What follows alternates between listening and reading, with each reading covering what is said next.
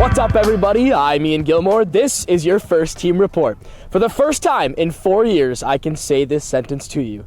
It is playoff week for the boys in blue. Oh, man, does that not feel good? Okay, I got a little excited. But first, we're going to tell you about the one at the weekend. What a roller coaster that was on Saturday night. A crazy one in Texas. Let's hear some players' thoughts and thoughts from the gaffer on that 3-3 draw in San Antonio. Disappointment for Solo was the main thing. Really the game was about coming out of it unscathed, healthy, and having it available for next week. We managed to get through it healthy, but obviously not great referee decisions got Solo in trouble. That's the reality of it, unfortunately. It was a physical game. Both teams were putting their bodies in there, which was great. I felt we were harshly looked upon though in some of those moments. When you look at the yellow card distribution, it didn't really make sense. So that was the initial thought. Obviously, performance was incredible. The reality is, I think, with 11 men, and then me not, my subs were purely to get people off the field. My subs were not intended to go win the game. It was, guys are on yellow, we can't afford another one. I need certain guys to be healthy for this week. In a normal moment, maybe with game management to go win the game and keeping 11 players on the field, I think we win that game. So many good things when you look at that reflection. Some of the football at times was mesmerising. Some of the best stuff that I've seen played this season anywhere in the league. The guys are feeling confident about that. They know how good they were. But they understand the situation with 10-15 minutes to go. It was about a bit of preservation. Not in terms of preserving the lead, but preserving players, preserving health, preserving fitness, preserving suspensions, right? So that's what the last 10 minutes was really about. But I thought the guys that were out there with 10 men for 30, 40 minutes like they were, it was incredible. So the first 60 with 11, incredible. The last 30, 40 with the 10 minutes of injury time they played with 10 men was phenomenal as well. So a different type of work, but the character the guys showed was incredible. So every single one that made the trip was on top form, and it was great to see. Well, I think that the consensus with the team was that we were more looking for a good performance over a result, just because we know the standings were in playoffs, so it was more about preparing ourselves for this weekend, and I think we did that. Obviously, there's some things that we have to work on still. You let the results slip, but there's obviously circumstances that went into that. Conceding one right before half, then getting a red card in the 60th. But the overall feeling was good. I think we put on a good performance. We showed the identity that we've been working on for a couple months now. So in that aspect, it was good.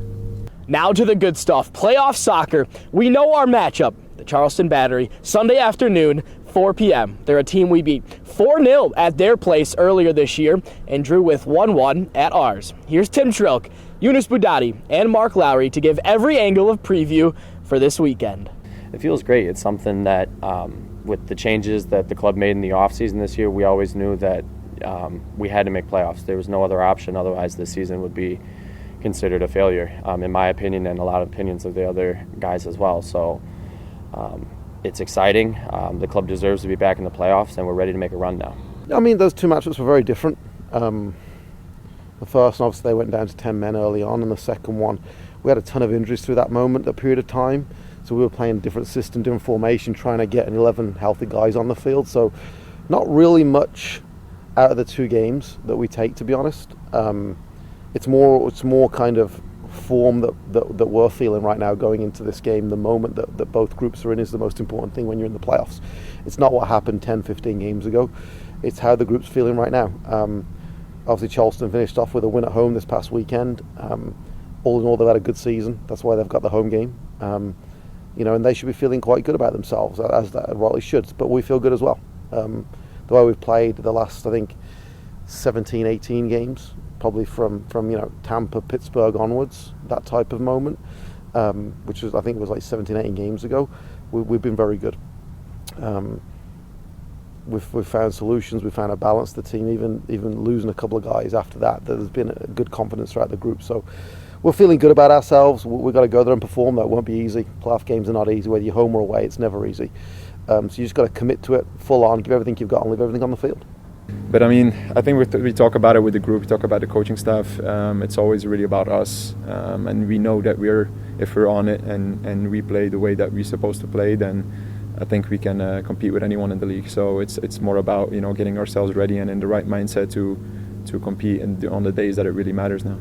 It's something that it's not really about what Charleston's going to do, it's what we can do. That's how we've approached every game this year. As we look at their film and stuff, it's not as much as, hey, be prepared for this. This is what they're going to do. This is what we need to do with our back line. This is what we need to do in possession of the ball. And it's something that we want to go out, be on the front foot, and we want to be in control of that game. Yeah, I mean, playoffs are interesting.